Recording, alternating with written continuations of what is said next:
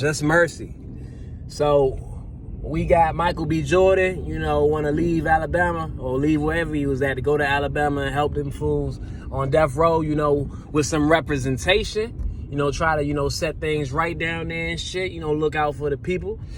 So, he go down there, he meet up with some clients or whatever, he gets some, government granted money and shit, to get a office room and blah, blah, blah. So he meet up with like 6 people. He talks to them. They're supposed to all be his clients, but I guess the movie just forgot about all them. Cause he dealt with one of them niggas, but other than Jamie Foxx and the one dude, it was like, what the fuck going on? But so he talked to the people, then he talked to Jamie Foxx. Jamie Foxx not having it. He he gave the little speech that they gave in the commercial. You guilty from the day you was born, and you know what it is. So he's like, I'm here for you. I'm gonna fight for you, blah blah. So then he go to the house, and Jamie walked off on him and shit. He go to the house. The people's telling him how Jamie Foxx was with them during the murder, and like, cause he got blamed for killing some white girl. Oh yeah, I skipped a lot of shit. So Jamie Foxx got pulled over in the beginning of the movie. White cop is like, you driving a fancy car, blah blah. This shit ain't make no sense. Cause first they made it seem like he was robbing motherfuckers to get his bread, and then it was just like, we want you because we know you killed this girl, or whatever. So whatever. That shit ain't add up to me. God damn, it's bright. So they lock him up. They ain't really got no proof. But he didn't tell Michael B. Jordan none of that shit. Michael B. Jordan go to the house, and it's like, can anybody tell us where he was? And they was like, he was here. His car was like, didn't have no suspension or something in it. It was on top of this junk. They had a whole neighborhood like cookout that day during this time to that time. And it's like all like 8 niggas in the room raised their hand like, yeah, he was over here and shit. And then they was like, the white people been messing with him because he slept with some white girl down that jump. So I guess they wasn't fucking with him after that. Obviously, y'all know how that shit be, 1987, whatever the fuck. So they was just pinning shit on the nigga. So then when the white girl died, the story, or the fucking witness was a felon. I ain't understand this shit. So the witness was a felon. The nigga was, I guess, out on parole. I'm trying to figure out how the nigga was in jail before and after, but still was out to see the murder. Because he's definitely in jail after for something that he did before. What made no sense to me. Like, I might gotta rewatch that shit, but that shit had me fucked up for a second. So they like, what the fuck? So he go back, talk to Jamie Foxx. Jamie Foxx happy he went to his family. They start telling him, the shit. Then Michael B. Jordan gets the report. And it's basically like, so the dude said that Jamie Foxx kidnapped him and told him to drive his car to such and such place because his arm was tired. So he kidnapped the nigga, made him drive his car because his arm was tired. Mind you, this is based off some real shit or whatever. So he do that shit, and then he stops somewhere and goes out the car, and then the dude that's kidnapped stays in the car, then he comes back, then he goes to a gas station, then the kidnapped dude goes in the gas station and sees Jamie Foxx standing over, the girl's dead body. And it's like, nigga, clearly this shit don't make no fucking sense. Like, no sense. So, he's like, we ain't gonna, Jamie Foxx, he ain't really got no faith in this shit, but, Michael B. Jordan gave him a little bit of hope. So dudes start, poking around, trying to get information. White people giving them problems and shit. Like, you digging into this shit. You don't know how it's gonna be.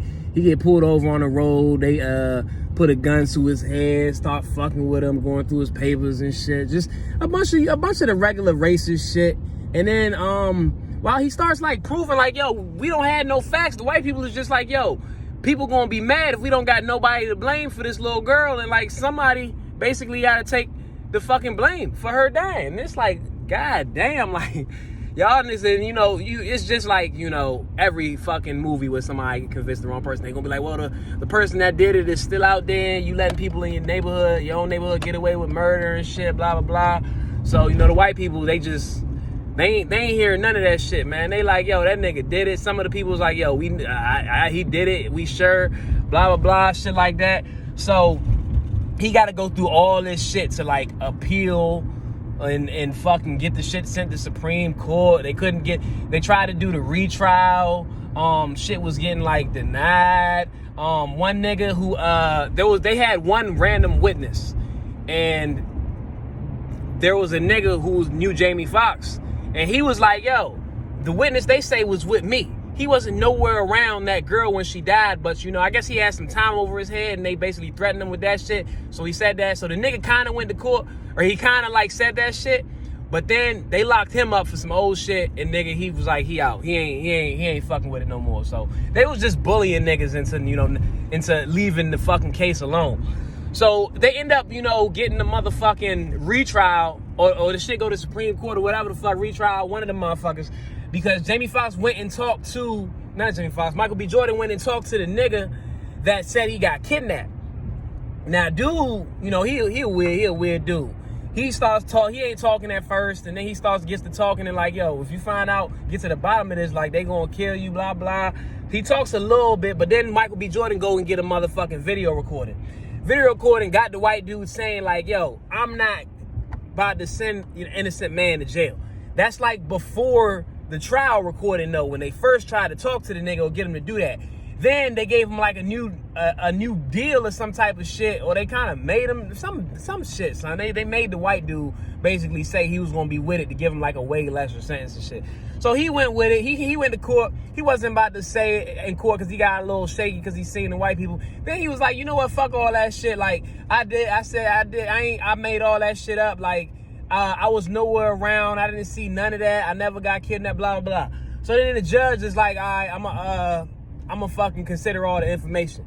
Then they come back. I already knew this was gonna happen. The motherfucker said, yo, if he lied once, he'll lie again. So we don't know what the fuck to believe. Mind you, if he lied once, he lied again, that means you might as well take everything he said as a lie. So you gotta let the nigga out of jail. But they just still kind of taking the first thing as truth, but the second one is a lie, which don't make no fucking sense. So they kept the nigga in jail. And it's like, what the fuck? So Michael B. Jordan then go to one of the white prosecutor house, or not even prosecutor, he went to somebody's house, son. Talked to him, white dude is like, yo, like, you put me on motherfucking 60 Minutes, like, you making me look bad, blah, blah, blah. He's like, son, well, you supposed to, you know, get to the bottom of shit, nigga. You supposed to be, you know, prove securing justice and shit. Like, you just letting this, you know, this nigga ain't do it, blah, blah, blah. And he's like, I don't know, blah, whatever the fuck, man. He's like, people in my neighborhood. So, whatever. They get to the court again, because dude is trying to fucking, what the fuck? He's trying to get the nigga out of jail like one last time with some shit.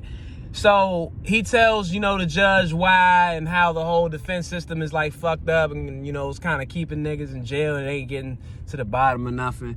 So then the white dude who kind of fucked up, I guess he started finally feeling guilty, and he very quickly and under his breath is just like, yeah, I'm gonna side with them.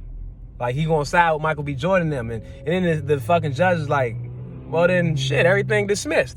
So they dismissed all that shit. That nigga finally got out of jail like 5 years later or something. I'm like, god damn. Then, oh yeah, one nigga in this joint, he was supposed to be defending. That nigga got life, but like he killed somebody for real, and he probably needed to go to a psychiatric hospital, but well, fuck all that noise, big. So, yeah, man. That shit was straight. I mean, I was dozing off a little bit, but not enough to like miss nothing. But it's intriguing. It's entertaining enough to motherfucking keep your ass engaged or whatever. Then they start giving the later and shit, and how people stayed friends, and how he got one other nigga out of jail and blah blah. Oh yeah, and the nigga that they killed, son, they gave that nigga the Green Mile treatment. Like, he was just like a John Coffey-ish ass nigga, and you just feel bad for him up until, you know, where he died. So I swear it was just like John Coffey and whatever, y'all know. But that shit was good, man. Like, I don't know what to rate that jump. I give it an 8. Like, it's a good movie. I probably ain't gonna watch that shit again, but you know, it's a good watch. It's a good watch, y'all.